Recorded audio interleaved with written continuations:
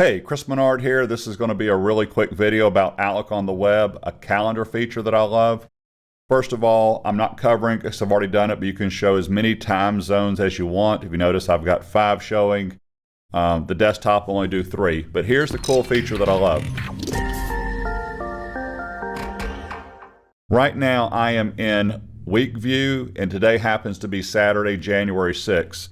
If you notice, the 6 is a lot wider than the other columns. It makes it really easy when you're looking at your calendar about what's coming up. Current day is wider. And if you're going to see this again, I'm going to go to 1 day. There's 1 day, no big deal. So let's go to 4 days, but let's start with the 4th. So I clicked on the 4th, and now because I got it set for 4 days, I'm looking at the 4th through the 7th.